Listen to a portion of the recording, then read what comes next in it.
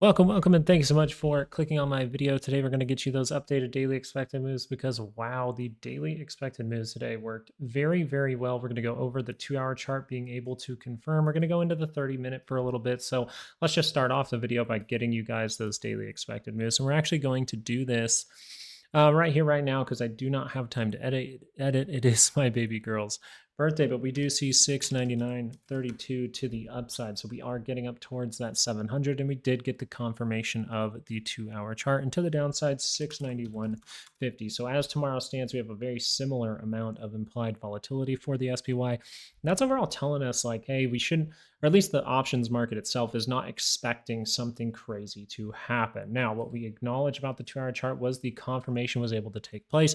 Patreon members, hopefully you enjoyed our early morning monthly update that we usually do every single month. We go over those monthly moves and talk about what's going on in the chart. And it just so happened we saw at the SPX 500, and the moves aren't correct here, so ignore those for now. But the 2-hour divergence was created down here with that RSI, and maybe you saw me tweet something about that, but you do see the divergence on the RSI, suggesting that the 4-hour chart's going to curl up, and this is kind of equal to your 2-hour during the regular trading hours for the SPY. So we do see that 4-hour confirmation. What does that mean to us?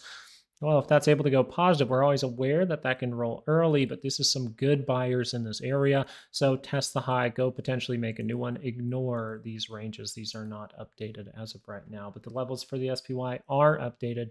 We see that to the downside. If we do get somewhat of a pullback, we would be paying attention to our daily expected move of 691.50. So as we look at the 2-hour chart, we see that it is confirmed in positive territory. If that rotates down, then things get a little bit risky, but stick around because we're going to go over volatility in a moment. And volatility is really telling you a pretty good story there and a good way to just be like, hey, I don't want to be risking money to the upside if that is confirmed. So if the 2 hour is confirmed to the downside, that can be some kind of failure of this signal. So I don't necessarily want to be bullish if that is taking place, but I don't want you to get bearish things in your head when this 2-hour did just confirm. The 30-minute is in a positive trend. So if the 30-minute wanted to pull back tomorrow, it would have to take out critical levels to start that rolling that we normally talk about for bearishness. This means that the 30-minute MACD is suggesting that if you do get a pullback tomorrow, which it's not necessary at this point, if you do get a pullback, you can come all the way down to that daily expected move of 691.50.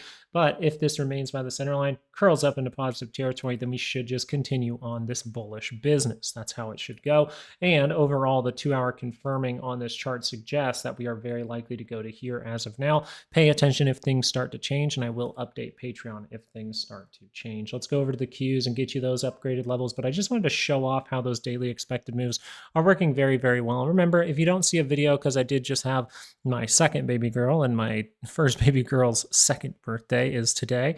If I ever can't make a video or anything like that, I will put the daily moves on Patreon. But we do see 631.99 to the upside for the QQQs, and we do see that this is moving up to about 620.29. Sorry about that. 620.29.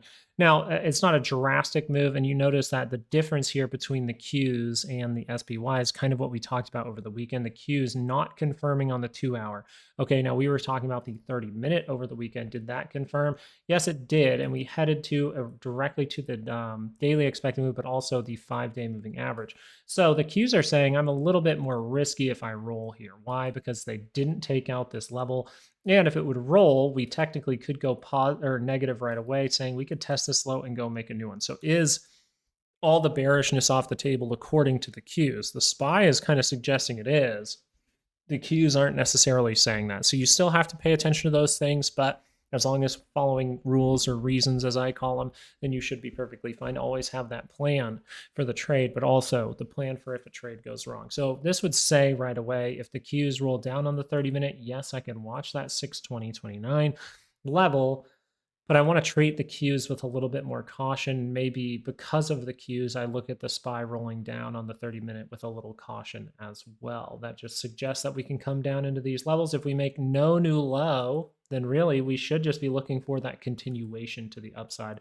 And overall, since the Qs are lagging behind, seeing something like this, if the 2-hour can just remain by that center line and curl up at any point this week, that would be very nice. And I would say you would just want that to happen most likely before Wednesday. So Qs look really nice here. Once again, the daily chart got rid of any forms of divergence or anything like that. So we would have to see continued rolling on the daily to really start talking about a crash at this point. Let's go over volatility, right? Volatility, we were always suggesting to watch that daily roll, right? For, longevity in markets, that's why I really thought a move to 20 needed to happen. That's really the only reason. There was no full technical reason that I thought the 20 level could happen. That was just my time in market and understanding how these things like to move, even towards the end of the month.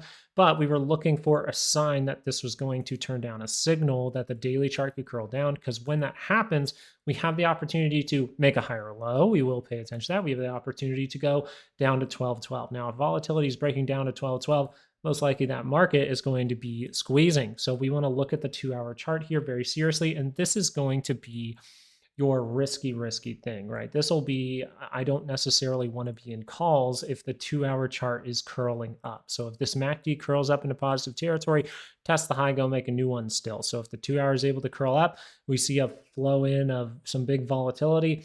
We want to be cautious with that, but we can see that we've broken critical levels for the 30 minutes. So as we go into the 30 minute, you see we've broken the critical levels. We have made a new low. That means that what is very likely, if we do see the 30 minute able to curl up, and if we get that pullback tomorrow, what's likely to happen? That should overall be likely to fail with some kind of right shoulder that could have been, and we can start to collapse below that 5-day moving average, aka we are on that verge of the squeeze. If the squeeze has not started already, we might see a 30-minute pullback, and that would be the most probable thing, but we're always aware of the risky thing, and the really risky thing here is if the 2-hour is able to get a big reaction. So we also see the other thing going on here. We have a high, we kind of have a lower high at this point. So this is suggesting that the daily chart can curl down, and that squeeze is very much so on the table. So we'll have to see over the next session or two if that really proves itself. But you did get a few signals here that did prove itself, saying that the market can head to the upside. Now we look for if those things are going to fail. As of right now, this is all I'm paying attention to. The 2-hour is able to confirm up. I did my 30-minute homework in here. Now the 2-hour is confirmed up. So now we are paying attention to that upward expected move and paying attention to the plan for if that goes wrong. Thank you guys so much for watching this video. Really do appreciate it. I am also going to keep that sale up because I did get some emails from some people suggesting they really wanted to ask some questions. And there's just a few questions that we normally would answer when we were doing live video.